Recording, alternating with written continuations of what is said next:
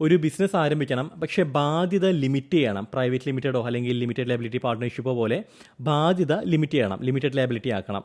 പക്ഷേ ഒരാളെയും വിശ്വാസമില്ല. കാരണം പ്രൈവറ്റ് ലിമിറ്റഡ് ആണെങ്കിലും LLP ആണെന്നുണ്ടെങ്കിൽ മിനിമം 2 പേര് വേണമല്ലോ അത് ഫോം ചെയ്യാനായിട്ട്. പക്ഷേ കൂടെ കൂട്ടാൻ ഒരാളെയും വിശ്വാസമില്ല. ഒറ്റയ്ക്ക് തന്നെ ബിസിനസ് റൺ ചെയ്യുകയും വേണം. എന്തു ചെയ്യും? ഈ സാഹചര്യത്തിലാണ് 1 പേഴ്സൺ കമ്പനി എന്ന് പറയുന്ന ആ ഒരു കോൺസെപ്റ്റ് വരുന്നത്. 1 പേഴ്സൺ കമ്പനി, OPC എന്ന് പറയും. 1 പേഴ്സൺ കമ്പനി എന്ന് വെച്ച് കഴിഞ്ഞാൽ പ്രൈവറ്റ് ലിമിറ്റഡ് കമ്പനി പോലെ തന്നെയാണ്. ഈവൻ ആ പേര് നമ്മൾ എഴുതുമ്പോൾ പോലും ഇപ്പോൾ ABC ആണെന്നുണ്ടെങ്കിൽ ABC ബ്രാക്കറ്റിൽ OPC പ്രൈവറ്റ് ലിമിറ്റഡ് എന്നായിരിക്കും എഴുതുന്നത്. സെയിം ലൈക്ക് പ്രൈവറ്റ് ലിമിറ്റഡിൽ 2 ഡയറക്ടേഴ്സ് ആയിരിക്കും വരുന്നത്. ഇതിനകത്ത് ഒരു ഡയറക്ടറേ ഉണ്ടാവുള്ളൂ, ഒരു ഷെയർ ഹോൾഡറേ ഉണ്ടാവത്തുള്ളൂ. അത് ആ വ്യക്തിയായിരിക്കും, റൺ ചെയ്യുന്നൊരു വ്യക്തിയായിരിക്കും. വേറെ ആരും ഇതിനകത്ത് ഇൻവോൾവ് ആകത്തില്ല. ഈ ഒരു ഫോർമാറ്റിലേക്ക് ഇന്ന് പലരും കടക്കുന്നുണ്ട്. ഈ ഫോർമാറ്റിൽ ഒരുപാട് ബെനിഫിറ്റ് ഉണ്ട്. പ്രധാന ബെനിഫിറ്റ് ഇത് തന്നെയാണ്, ആരെയും ഡിപ്പെൻഡ് ചെയ്യേണ്ട, എല്ലാം നമുക്ക് തന്നെ എന്നുള്ള രീതിയിൽ മുന്നോട്ടേക്ക് പോകാം. പക്ഷേ ഇതിന് കുറച്ച് ലിമിറ്റേഷൻസ് ഉണ്ട്. ആ ലിമിറ്റേഷൻസ് മനസ്സിലാക്കിയതിന് ശേഷം മാത്രമായിരിക്കണം നിങ്ങൾ ഈ പറയുന്ന OPC ഫോം ചെയ്യേണ്ടത്. എന്തെല്ലാമാണ് പ്രധാനപ്പെട്ട ലിമിറ്റേഷൻസ് നമുക്ക് നോക്കാം. പ്രധാനപ്പെട്ട ഒരു ലിമിറ്റേഷനാണ് പെയ്ഡ് അപ്പ് ക്യാപിറ്റൽ. ബിസിനസ്സിലേക്ക് നിങ്ങൾ ഇൻട്രൊഡ്യൂസ് ചെയ്യുന്ന ക്യാപിറ്റലിന് പരിധിയുണ്ട്. ആ പരിധി എന്ന് പറയുന്നത് 50 ലക്ഷം രൂപയാണ്. 50 lakhs കൂടുതൽ പോവുകയാണെന്നുണ്ടെങ്കിൽ നിങ്ങളത് പ്രൈവറ്റ് ലിമിറ്റഡ് കമ്പനിയായിട്ട്, നോർമൽ പ്രൈവറ്റ് ലിമിറ്റഡ് കമ്പനിയായിട്ട് കൺവേർട്ട് ചെയ്യേണ്ടതായിട്ട് വരും.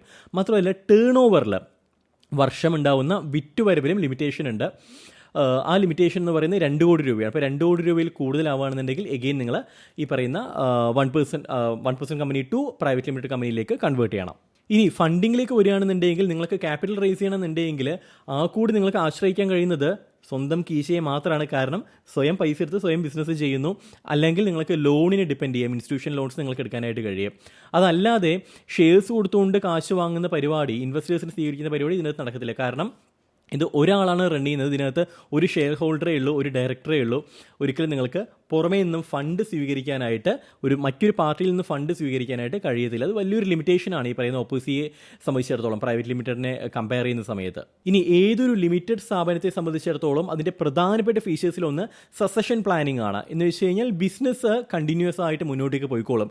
ഈവൻ നിങ്ങളില്ലാന്നുണ്ടെങ്കിൽ പോലും നിങ്ങളുടെ കാലശേഷവും ബിസിനസ് മുന്നോട്ടേക്ക് പോയിക്കോളും. അതുകൊണ്ടാണല്ലോ വർഷങ്ങളായിട്ട് റൺ ചെയ്യുന്ന ബിസിനസ്സുകൾ ഇന്നും നമ്മുടെ നാട്ടിലുള്ളത്. ഇന്ന് കാണുന്ന പല പ്രമുഖമായിട്ടുള്ള കമ്പനീസും എല്ലാം വർഷങ്ങൾക്ക് മുമ്പ് സ്റ്റാർട്ട് ചെയ്തതാണ്. അതിൻ്റെ ഫൗണ്ടേഴ്സ് പോലും ഇന്ന് ജീവനോടെ ഉണ്ടാവത്തില്ല. പക്ഷേ ബിസിനസ് മുന്നോട്ടേക്ക് പോകുന്നുണ്ട് ഇപ്പോഴും ഫ്രഷ് ആയിട്ട്. ഇത് ഈ പറയുന്ന ലിമിറ്റഡ് സ്ഥാപനങ്ങളുടെ പ്രധാനപ്പെട്ട ഫീച്ചറാണ്. അതുള്ള കാരണം ഇതിനകത്തുള്ള ഡയറക്ടേഴ്സും ഷെയർ ഹോൾഡേഴ്സും തന്നെയാണ്, അവരാണ് ഈ ബിസിനസ്സിനെ റൺ ചെയ്യുന്നത്. പക്ഷേ OPCയെ സംബന്ധിച്ചിടത്തോളം ആ കൂടി ഒരാളെ വരുന്നുള്ളൂ ഇതിനകത്ത്. അതുകൊണ്ട് തന്നെ നിങ്ങളുടെ കാലശേഷം എന്ത് എന്നുള്ളൊരു ചോദ്യം വരും.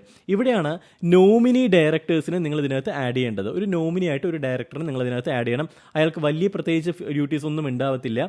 നിങ്ങളില്ലാന്നുണ്ടെങ്കിൽ ആ സ്ഥാപനത്തിൻ്റെ അവകാശം എന്ന് പറയുന്നത് ഈ പറയുന്ന നോമിനി ഡയറക്ടർക്കായിരിക്കും. പക്ഷേ അവിടെയും ലിമിറ്റേഷൻ ഉള്ളത്, ഈ വ്യക്തി ബിസിനസ്സിൻ്റെ ഒരു കാര്യങ്ങളും ഇൻവോൾവ് ചെയ്യുന്നില്ല, ഇൻവെസ്റ്റ് ചെയ്തിട്ടില്ല, ഒന്നും തന്നെ ചെയ്യുന്നില്ല. ഇത്തരത്തിലൊരു വ്യക്തിക്ക് ഈ ഒരു സ്ഥാപനം കിട്ടിക്കഴിഞ്ഞുള്ളൊരു അവസ്ഥ ഒന്ന് ആലോചിച്ച് നോക്കിയേ.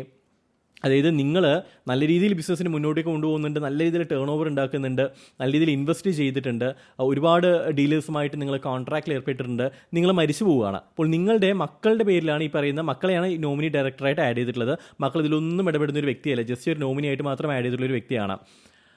അവൻ അല്ലെങ്കിൽ അവൾ എന്തായിരിക്കും ഈ ബിസിനസ്സിനെ കൊണ്ട് ചെയ്യുക ഒന്ന് ആലോചിച്ച് നോക്കിക്കേ. കാരണം ഒന്നും അറിയത്തില്ല, ABCD അറിയത്തില്ല ഈ ബിസിനസ്സിനെ കുറിച്ചിട്ട്. കാരണം ബിസിനസ്സിൽ ഇൻവോൾവ് ചെയ്യുന്നില്ല. അപ്പോൾ ബിസിനസ്സിൽ ഇൻവോൾവ് ചെയ്യാത്ത, ബിസിനസ്സിനെ കുറിച്ച് അറിയാത്തൊരു വ്യക്തിയായിരിക്കും ഈ ബിസിനസ് ഹാൻഡിൽ ചെയ്യേണ്ട ഒരു അവസ്ഥ വരുന്നത്. അതുകാലം മുന്നോട്ടേക്ക് പോകത്തില്ല, അത് പൂട്ടേണ്ട ഒരു അവസ്ഥയിലേക്ക് വരാം. അപ്പോൾ ഇത് വളരെ വലിയൊരു ലിമിറ്റേഷനാണ്.